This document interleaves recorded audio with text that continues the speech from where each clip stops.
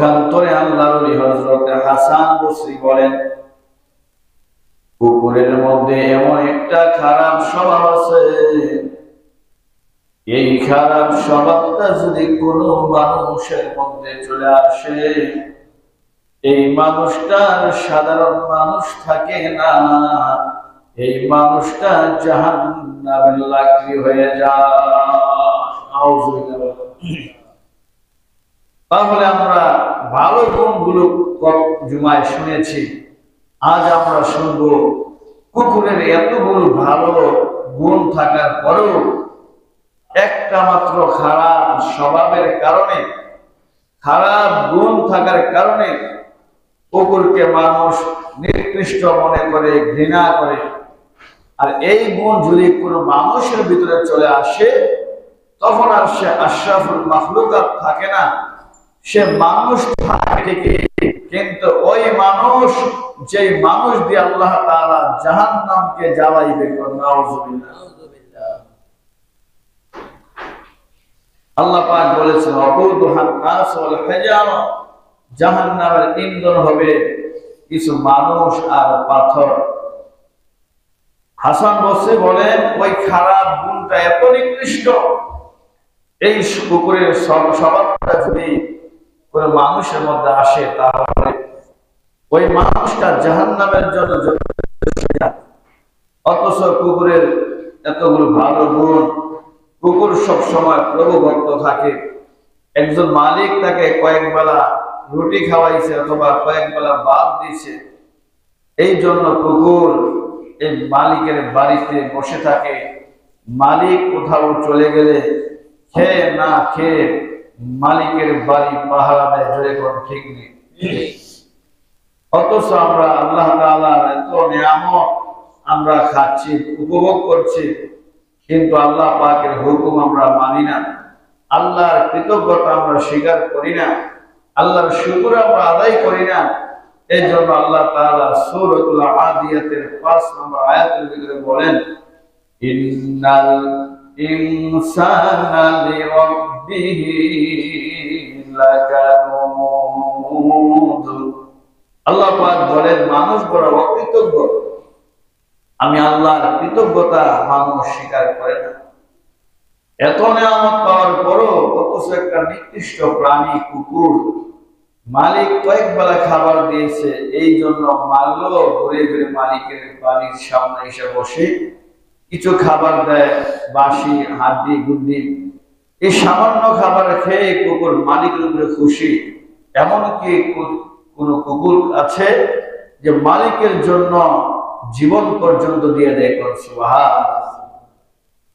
ইতিহাসের কিতাবের মধ্যে লেখেন, কোন একটা শহরের মধ্যে একটা যুবক এরকম ভাবে অচেনা একটা গ্রামের মধ্যে গেছে। যাওয়ার পরে ও গ্রাম দিয়ে ঘোরাফেরা করতেছে। হঠাৎ করে যুবকের নজরে একটা পুরাতন বিল্ডিং পড়লো। এখন কি পুরাতন একটা রাজপ্রাসাদের মতো একটা বিল্ডিং সে পাইল।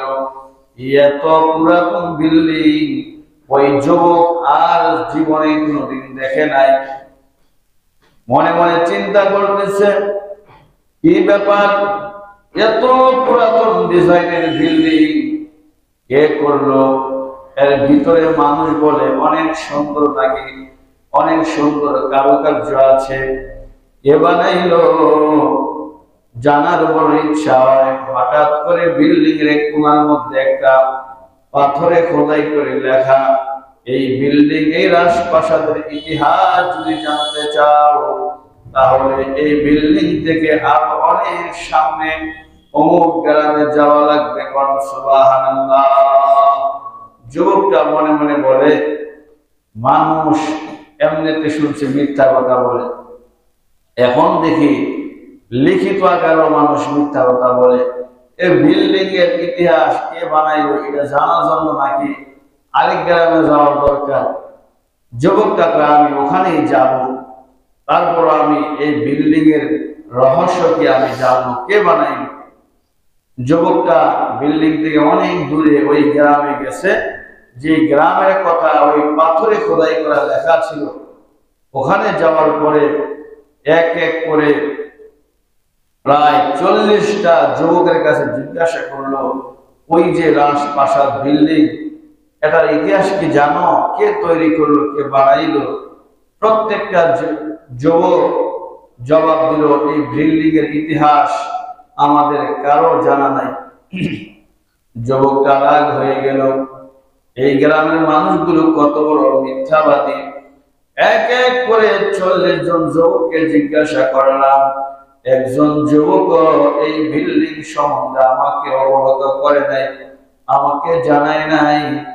রাগ করতেছে, এমনিতেই তাদের সামনে দিয়ে বয়স্ক বয়স বৃদ্ধ বার্ধক্যে শরীরটা শুকায় গেছে, হাড্ডি গুড্ডি গুলো শুকায় গেছে, অনেক বয়স্ক একটা মুরব্বী।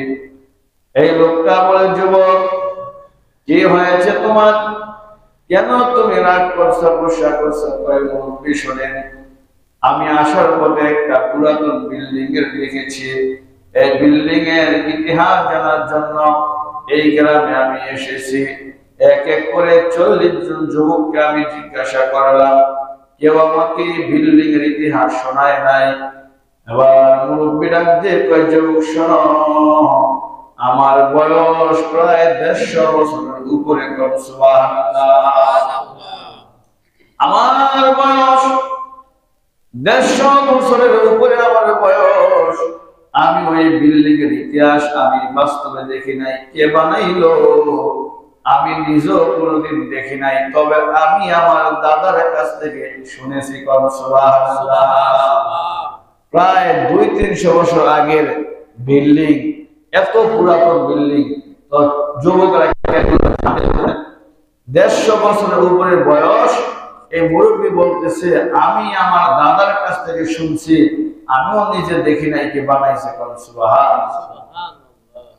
যুবকের মনে আরো কৌতূহল জাগলো, কে বানাইলো এরকম একটা বিশাল বিল্ডিং, রাজপ্রাসাদ, যার মধ্যে কোনো মানুষ কোনোদিন বসবাস করে নাই? কেন বানাইলো, কিসের জন্য বানাইলো?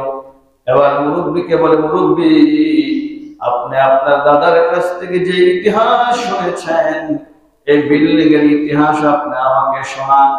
এবার মুরব্বী কয়, যুবক শোনো, এই গ্রামের মধ্যে অনেক বছর আগে একজন জমিদার ছিল, যেই জমিদারের টাকার অভাব নাই, পয়সার অভাব নাই, জায়গা জমির অভাব ছিল না, অনেক সম্পদের মালিক ছিল এই জমিদার। ওই জমিদার একটা কুকুর লালন পালন করত। এই কুকুরটা এই জমিদার যেখানে যাইতো সাথে করে নিয়ে যাইতো। কুকুর জমিদারের বডিগার্ড হিসাবে কাজ করত, মালিককে পাহারা দিত। মালিক বাথরুমে গেলে বাহিরে কুকুর তার জন্য বসে পাহারা দিত। মালিক যদি কোনো মিটিং এর মধ্যে যেত, কোন জায়গায় সফর করতে যেত, এমনকি রাত্রিবেলা যখন ঘুমাইতো, বাড়ির সামনে ঘুরে ঘুরে ওই কুকুর মালিককে নিরাপত্তা দিত। সুবহানাল্লাহ। বলতেছে ওই জমিদার একটা কুকুর জমিদার পালতো। একদিন হঠাৎ করে একটা সমাবেশ হলো, প্রোগ্রাম হলো, বাড়ির একটু দূরে বিভিন্ন জায়গা থেকে সম্মানিত ব্যক্তিরা আসবেন। মালিক চিন্তা করলো, জমিদার চিন্তা করলো, এত সম্মানিত ব্যক্তিদের সামনে যদি কুকুর নিয়ে যায় একটা খারাপ দেখা যায়। এই জন্য তিনি পাকঘরের পাশে যেখানে রান্না বান্না করা হয়, ওই ঘরের পাশে কুকুরটাকে শিকল দিয়ে বাঁধলো, আটকানো করলে। শিকল দিয়ে ভালো করে বন্দি করার পরে বাবুর্চিকে ডাক দেবে, বাবুর্চি আমি যদিও মিটিং এর মধ্যে যাচ্ছি, আমি কিন্তু বাহিরের কোনো খাবার খাই না, সুতরাং তোমরা খাবার রান্না করে রাখবা, আমি আইসা খাবার খাবো। ওই বাবুর্চির রুমের পাশে একটি কাজের বুয়া ছিল, একটি মেয়ে ছিল। ওই মেয়েটি হচ্ছে বোবা, কথা বলতে পারে না, কিন্তু কাজের বুয়া হিসাবে কাজ করত। এবার বাবুর্চি মালিকের জন্য পায়েস জাতীয় খাবার রান্না করছে। দুধ দিয়ে পায়েস জাতীয় খাবার রান্না করার পরে এবার বাবুর্চি মনের ভুলে ওই খাবারের পাত্রটা না ঢাইকা তিনি চলে গেলেন। হঠাৎ করে উড়াল দিয়ে একটা বিষধর সাপ ঘরের মধ্যে প্রবেশ করলো। প্রবেশ করার পরে ওই যে পায়ের জাতীয় খাবার রান্না করলো জমিদারের জন্য বাবুর্চি তো নাই। বিষধর সাপ অনেকক্ষণ পর্যন্ত মুখ লাগাইয়া খাবার খাইলো। অনেক খাবার ওখানে রয়েছে, খাবারটা বিষাক্ত হয়ে গেছে। এই দৃশ্যটা দেখছে মালিকের পালিত একটা কুকুর, যেই কুকুরকে পাকঘরের পাশে বাঁধিয়া রাখছে। এই কুকুর দেখলো, আর বোবা মেয়েটা এই দৃশ্যটা দেখলো। বোবা মেয়ে চিন্তা করলো, আমি যদি এখান থেকে চলে যাই, কোন সময় জমিদার চলে আসে, আইসা খাবার খায়, আর এই সাপের বিষ মিশ্রিত খাবার যদি খায়, তাহলে জমিদার আমাদের মালিক তো মরে যাবে। এই জন্য কাজের বুয়াটা, কাজের মহিলা বোবা মেয়েটা ওখানে দাঁড়িয়ে রয়েছে মালিককে এই কথা বলার জন্য। অনেকক্ষণ পরে প্রোগ্রাম শেষ হয়ে গেল, জমিদার বাড়িতে চলে আসলো। আসার পরে পাকঘরে গেলেন, খাবারের প্লেটটা হাতে নিলেন। এর দিক দিয়ে কুকুর হাউমাউ করে চিল্লাইতেছে। কুকুর বুঝাইতে চায়, মালিক রে এই খাবারটা খায়েন না, খাবারের মধ্যে বিষ আছে। সুবহানাল্লাহ। কুকুরের গেউ গেউ মালিক বোঝার চেষ্টা করে নাই। বোবা মেয়েটা অনেকক্ষণ পর্যন্ত হাউমাউ করে আকার ইঙ্গিতে বিভিন্ন ভাষায় জমিদারকে বুঝাইতে চাইল, জমিদার এই খাবারের মধ্যে তো বিষ মিশাইছে, সাপ বিষ মিশিয়েছে, অতএব খাবার খায়েন না। কিন্তু জমিদার তো অনেক ধনী মানুষ, টাকাওয়ালা পয়সাওয়ালা মানুষ। এই জমিদার অনেক টাকাওয়ালা পয়সাওয়ালা, যার কারণে জমিদার বোবা মেয়ে কাজের বুয়ার দিকে তেমন একটা খেয়াল করে নাই। কিন্তু কুকুর চিন্তা করলো, হায় হায়, আমার মালিক তো মরে যাবে, যেই মালিক আমারে খাবার খাওয়াইতো। কুকুরটা এমন ভাবে ঘেউ ঘেউ শুরু করলো, মালিক বারবার ধমক দেয়, কুকুর নিয়ন্ত্রণে আসে না। মালিক চিন্তা করলো ব্যাপার কি, অন্যান্য সময় একটা ধমক দিলে কুকুরটা চুপ হয়ে যায়, আজকে কেন ঘেউ ঘেউ করতেছে। কিন্তু কুকুর কেন ঘেউ ঘেউ করে, মালিক করে বুঝে না। এক পর্যায়ে কুকুর লেজ দিয়ে বাড়ি দিয়ে কিছু খাবার পাত্র থেকে মাটির মধ্যে ফেলে দিছে। সুবহানাল্লাহ। এবার কুকুর খাবারটা ফেলে দেওয়ার পর মালিকের মনে বড় রাগ হয়ে গেল। কুকুরকে অনেক মারধর করলো, রক্তে রক্তিত করে ফেললো। কুকুরের শরীর থেকে রক্ত বের হয়ে গেছে, কিন্তু মালিক করে বুঝে নাই কেন কুকুর খাবার পালাইলো। এবার মালিক খাবার খাবে, কুকুর মনে মনে চিন্তা করে, আহারে এই মালিক আমারে কয়েকবেলা খাবার দেয়, মালিক আমাকে লালন পালন করে, মালিক আমাকে আদর করে, মহব্বত করে, আজকে আমার চোখের সামনে আমার মালিকটা মরে যাবে, তা তো হতে পারে না। এবার কুকুর ওই নিচে যে খাবারগুলো ফেলে দিল, এই খাবারটা কুকুর নিজেই খেয়ে ফেললো। সুবহানাল্লাহ। কুকুরের খাওয়ান দেখে মালিক আরো রাগান্বিত হয়ে গেল, মনে করছে যে এই খাওয়ার জন্য বুঝি কুকুর এতক্ষণ পর্যন্ত ঘেউ ঘেউ করছে। আমার ভাইরা খাবার খাইতে দেরি, সঙ্গে সঙ্গে কুকুরের শরীরটা নীল বর্ণ হয়ে সাথে সাথে কুকুরটা মারা গেছে। সুবহানাল্লাহ। মালিক আশ্চর্য হয়ে গেল, ব্যাপারে কি? এই কুকুরটা এই পায়েসটা খাওয়ার সাথে সাথে মরে গেল, কারণ কি? বোবা মেয়েটা আমাকে কি যেন বলতে চাইছে। এবার বোবা মেয়েকে জিজ্ঞাসা করে, হে কাজের মেয়ে, কি আমারে বুঝাইতে চাইছ? বোবা মেয়েটা ডাক দিয়ে কয়, মালিক আপনার বাবুর্চি খাবার রান্না করে চলে যায়, মনের ভুলে ডাকতে মনে নাই, একটা বিষধর সাপ আইসা এইভাবে খাবার গ্রহণ করলো, এই খাবারটা বিষাক্ত হয়ে গেছে। আমি আপনাকে বারবার বুঝাইতে চেষ্টা করলাম, কিন্তু আপনি আমার কথার দিকে কোনো ভ্রুক্ষেপ করলেন না, খেয়াল করলেন না। কিন্তু কুকুর আপনাকে বাঁচাইবার জন্য বারবার বারবার ঘেউ ঘেউ করল, কিন্তু আপনি না জানার কারণে, না বোঝার কারণে এই কুকুরের উপর আপনি নির্মম ভাবে অত্যাচার অবিচার করলেন। শেষ পর্যন্ত কুকুর আপনাকে বাঁচাইবার জন্য জানার পরও বিষ মিশ্রিত খাবার খেয়ে নিজের জীবনটা দিয়ে আপনার জীবন রক্ষা করলো। সুবহানাল্লাহ। আমার ভাইরা, একটা নিকৃষ্ট প্রাণী কুকুর যদি তার মালিক কয়েক বেলা হাড্ডি গুড্ডি খাবার খাওয়ানোর কারণে মালিকের জন্য জীবন দিতে পারে, আল্লাহ রাব্বুল আলামিন আমাদেরকে কত নিয়ামত দিয়েছেন, কত নিয়ামত দিয়েছেন, অসংখ্য গণিত নিয়ামত দিয়েছেন। হাত দিয়েছেন, পা দিয়েছেন, চক্ষু দিয়েছেন, কথা বলার মতো শক্তি দিয়েছেন, হাজারো নিয়ামত আল্লাহ দিয়েছেন। অথচ আমরা আল্লাহর নাফরমানি করি। এই কথা আল্লাহ কোরআনে বলেছেন, ইন্নাল ইনসানা লিরাব্বিহি লাকানুদ। আল্লাহ পাক বলে মানুষ বড় অকৃতজ্ঞ, আমি আল্লাহর শুকর মানুষ আদায় করে না। এত নিয়ামত দেওয়ার পরও আমি আল্লাহর হুকুম মানুষ পালন করে না, আমার বন্ধুর সুন্নাত মোতাবেক দুনিয়ায় জীবন যাপন করে না। অথচ একটা কুকুর হয়ে কিছুদিন খাবার খাওয়ানোর কারণে মালিকের জন্য জীবন দিয়েছে। সুবহানাল্লাহ।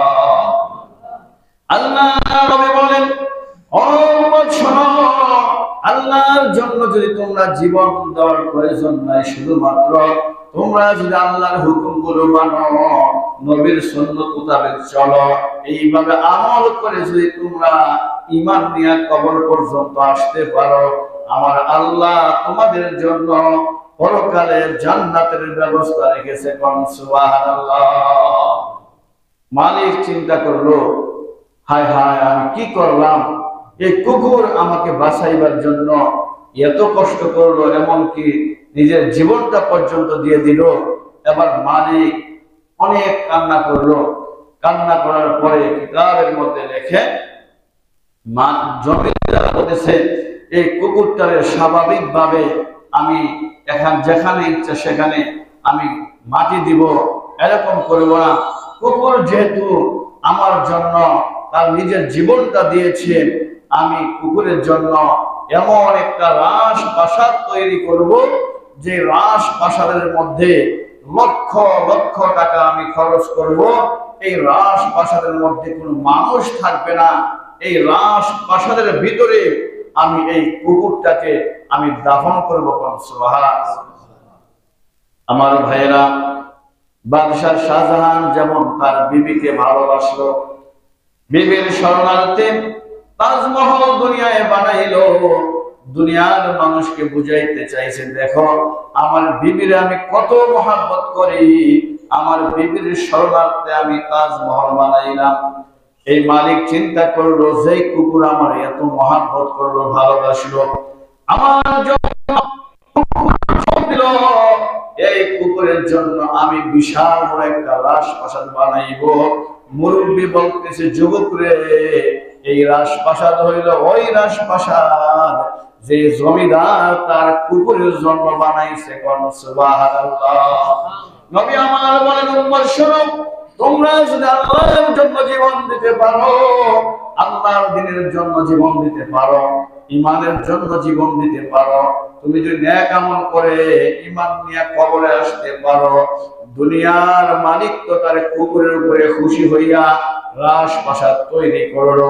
আল্লাহ পাক বলেন, আল্লাহ রাসূল বলেন, কোন উম্মত যদি কোন ঈমানদার বিন্দু মাত্র ঈমান নিয়ে কবরে যাইতে পারে, আমার আল্লাহ তার উপরে খুশি হইয়া এই দুনিয়াটা যত বড়, এরকম 10টা দুনিয়ার সমান একটা জান্নাতের মালিক বানায়া দিবে।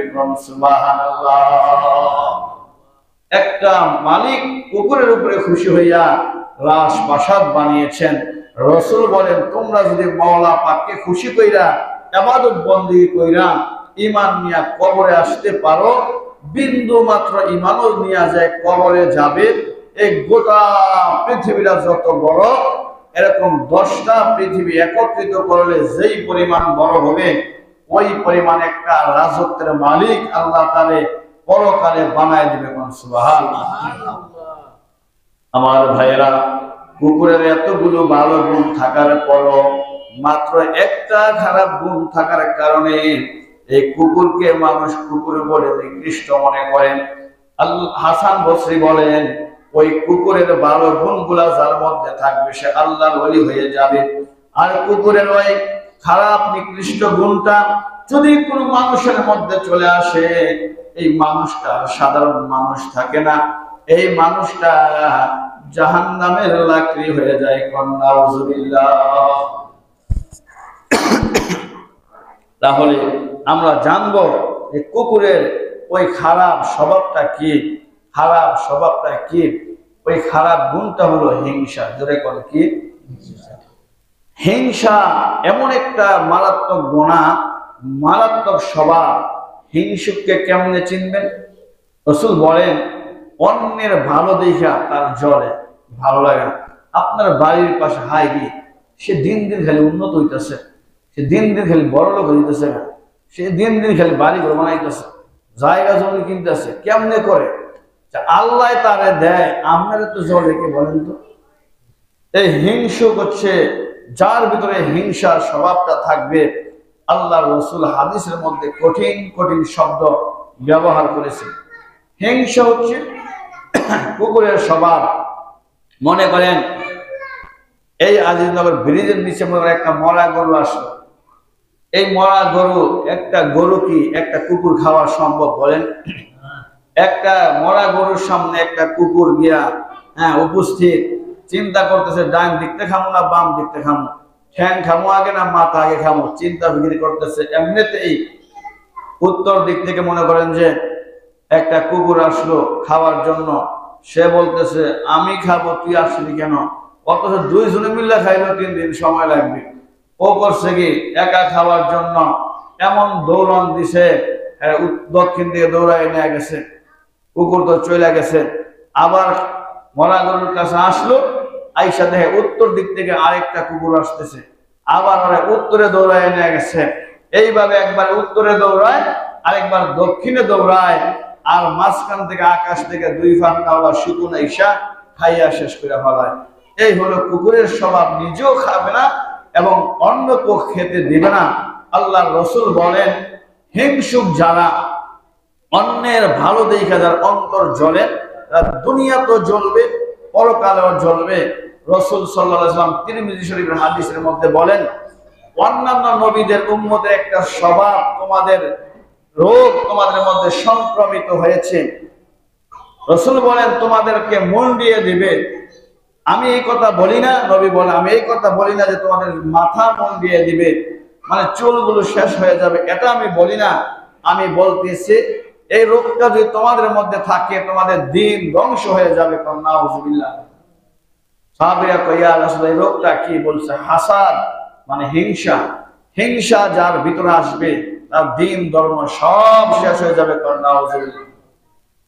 আবু দাউদ শরীফের হাদিস, আল্লাহ রাসূল সাল্লাল্লাহু আলাইহি সাল্লাম বলেন, যে ব্যক্তির ভিতরে হিংসা নামের স্বভাব থাকবে, ওই ব্যক্তি যত আমলই করুক না কেন, তার সমস্ত আমলগুলো পুরে পুরে সারখার হয়ে যাবে। নাউযুবিল্লাহ।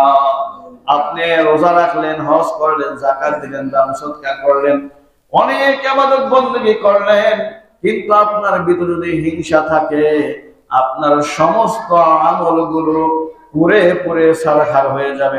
নাউযুবিল্লাহ। নাসাই শরীফের হাদিসে আল্লাহ রাসূল সাল্লাল্লাহু আলাইহি সাল্লাম বলেন, 2টা জিনিস এক পাত্রে কখনো থাকে না, একটা হলো হিংসা, আর একটা হচ্ছে আপনার ঈমান। ঈমান আর হিংসা এটা এক পাত্রের মধ্যে কখনো থাকে না। যার ভিতরে হিংসা আছে, আপনি বুঝে নেবেন আপনার ভিতরে ঈমান নাই। যার ভিতরে ঈমান আছে তার ভিতরে হিংসা নাই।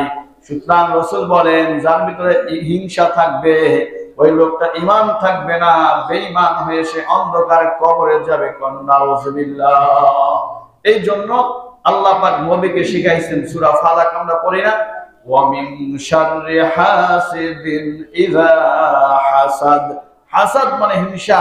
আল্লাহ পাক বলেন, নবীজি আপনি দোয়া করেন আপনার রবের কাছে হিংসুকদের হিংসা থেকে যেন আল্লাহ আপনাকে রক্ষা করে। সুবহানাল্লাহ।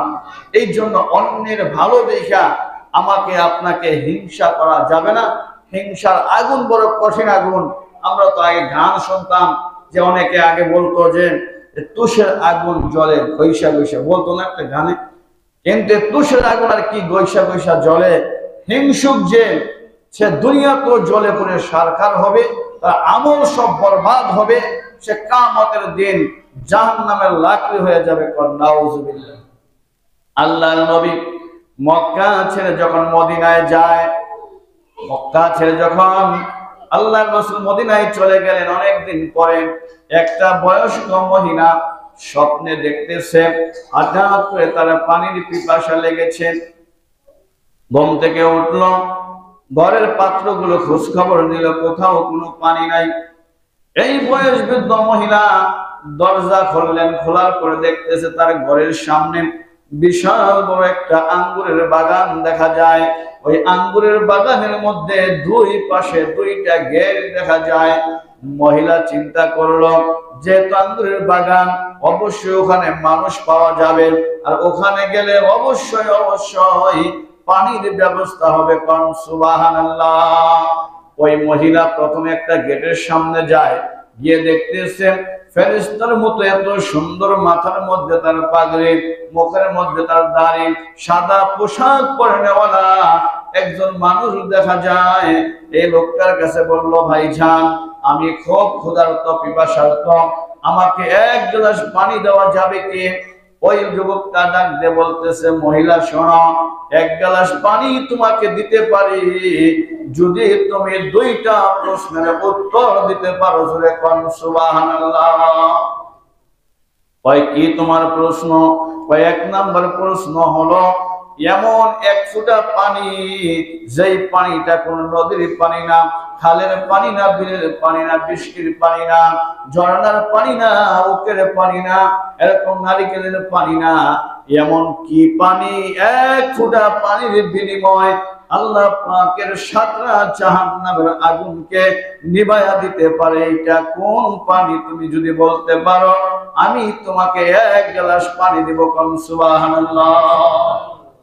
মহিলা কয়, এইটা আবার কি পানি যেটা খালেরও না, বিলেরও না, সাগরেরও না, নদীরও না, ওকেরও না, গ্যান্ডারেরও না, কি পানি? আমি তো জানি না। কয় তাহলে পানি পাইবা না। আর একটা প্রশ্ন কি?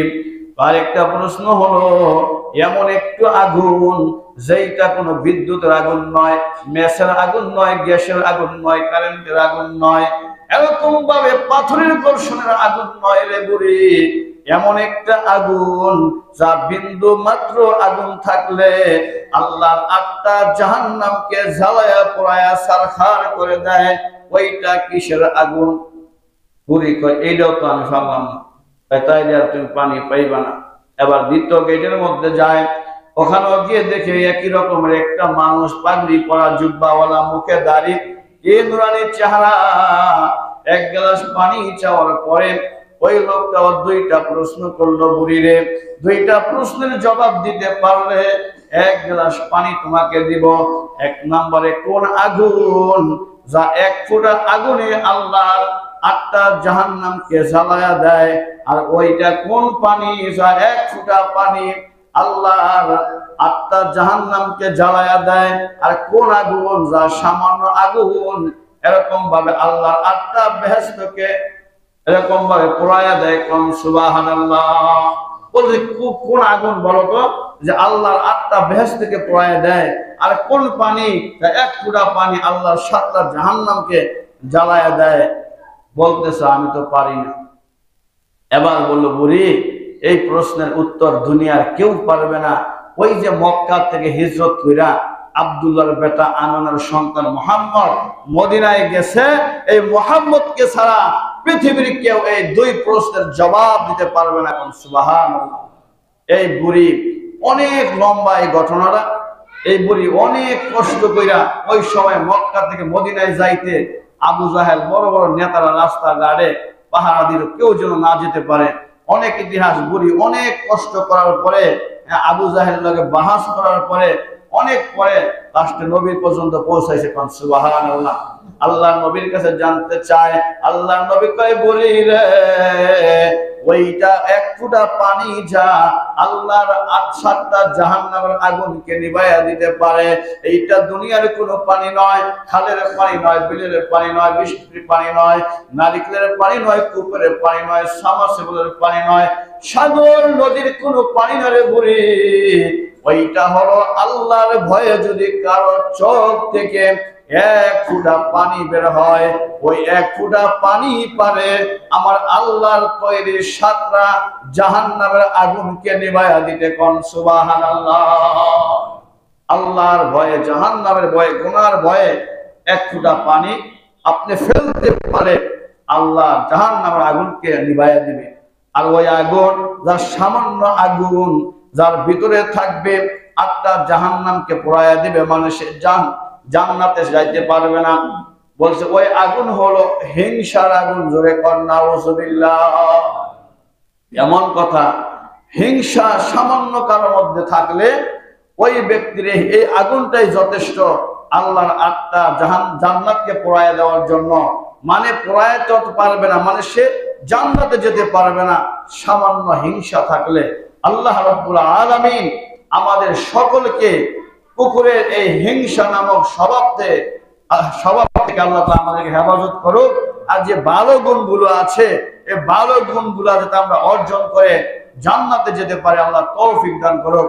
ওয়া আখিরু দাওয়ানা আলহামদুলিল্লাহি রাব্বিল আলামিন। যারা সুন্নাত পড়েন নাই, সুন্নাত নামাজ পড়িয়া নেন। এখন সময় না।